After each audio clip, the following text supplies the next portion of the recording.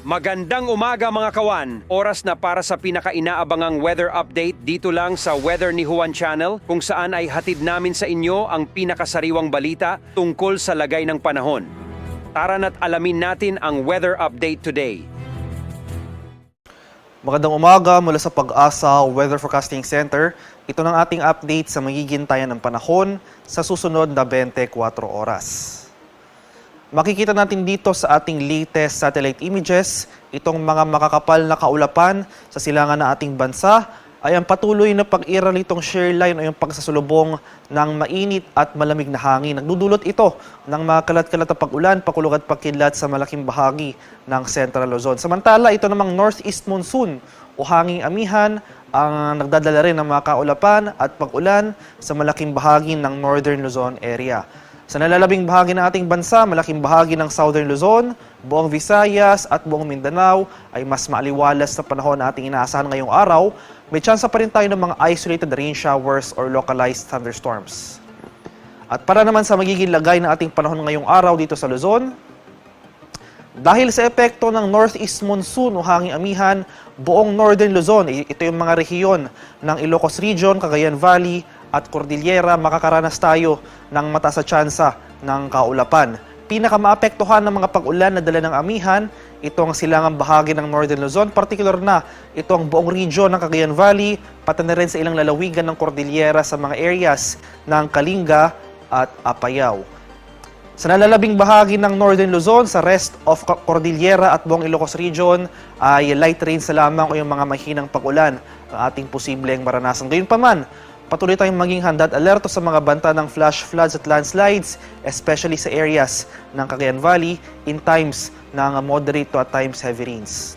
Samantala, ito namang shear line o yung pagsasulubong ng mainit at malamig na hangin, more in particular yung convergence ng ating northeasterly winds na dala ng amihan at yung easterlies o yung mainit na hangin galing sa Karagatang Pasipiko ay makakaranas rin tayo ng mataas na tsansa ng kaulapan, may mga kasamang kalat-kalat na pag-ulan, pakulog at pagkidlat dito sa Metro Manila area at sa mga karatig na lalawigan dito sa buong Central Luzon, buong Calabarzon at itong lalawigan ng Camarines Norte. Kaya maghanda rin tayo sa mga banta ng biglang pagbaha at pagguho ng lupa, lalong-lalo na kung tuloy-tuloy ang pag-ulan na mararanasan.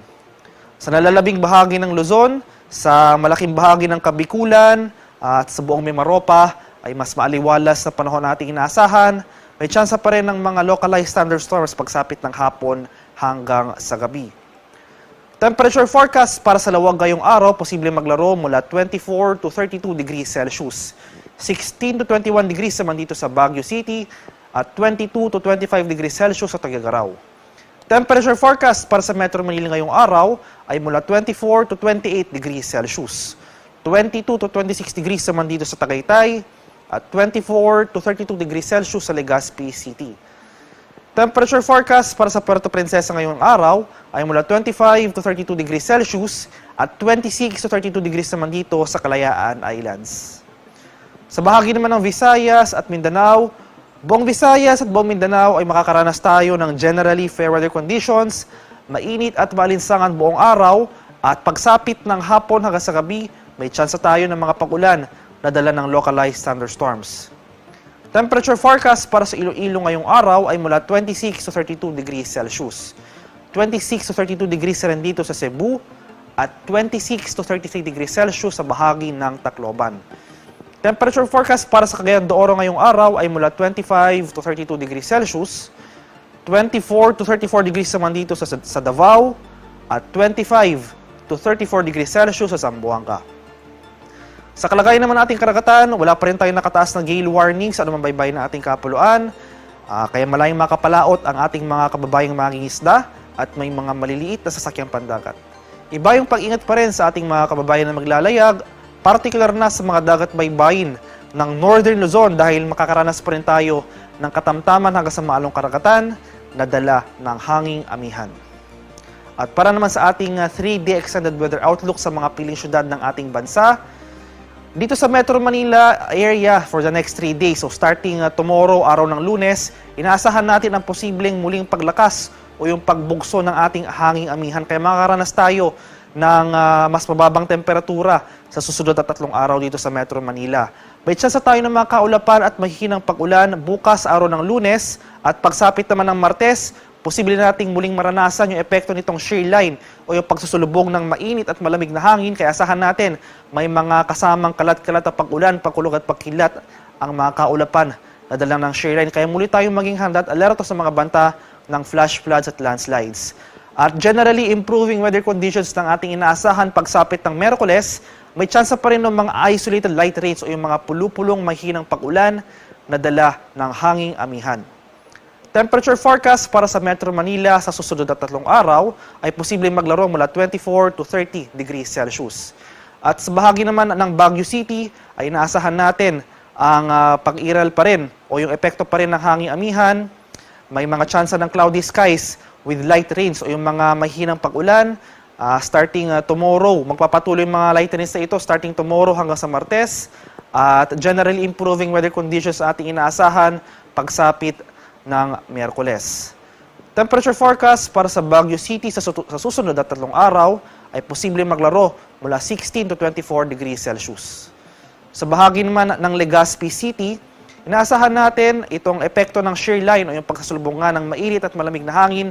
So mataas yung tsansa ng kalat-kalat na pag-ulan, pagkulog at pagkilat simula bukas hanggang sa Martes. At generally improving weather conditions na ang ating inaasahan pagsapit ng Miyerkules, maliban na lamang sa mga tsansa ng thunderstorm sa hapon or sa gabi. Temperature forecast para sa Legazpi City ay posibleng maglaro mula 23 to 32 degrees Celsius. Sa bahagi naman ng Metro Cebu, sa susunod na 3 araw ay patuloy na tayong makakaranas ng pangkalahatang maaliwalas sa panahon, mainit at malinsangan pa rin. May tsansa tayo ng mga localized thunderstorms sa afternoon to evening. Temperature forecast para sa Metro Cebu ay posibleng maglaro mula 26 to 32 degrees Celsius. Sa bahagi naman ng Metro Davao at malaking bahagi pa ng Mindanao sa susunod na 3 araw, mula Lunes hanggang Miyerkules ay magpapatuloy itong magandang panahon, generally fair weather conditions, maliban na nga lamang sa mga tsansa ng isolated rain showers or localized thunderstorms. Temperature forecast para sa Metro Davao for the next 3 days ay posibleng maglaro mula 24 to 34 degrees Celsius. Ang haring araw dito sa Kamaynilaan ay sisikat mamayang 5:49 ng umaga at lulubog naman mamaya sa kanap na 5:33 ng hapon. At yun po ang pinaka-latest na balita tungkol sa ating panahon. Maraming salamat sa inyong patuloy na suporta at pagtangkilik sa Weather ni Juan Channel. Huwag kalimutang i-click ang subscribe button at pindutin ang notification bell para lagi po kayong updated hindi lang sa mga bagong balita ukol sa ating panahon, pati na rin sa mga trivia at dagdag kaalaman tungkol sa ating kalikasan. Ingat palagi mga kahuan!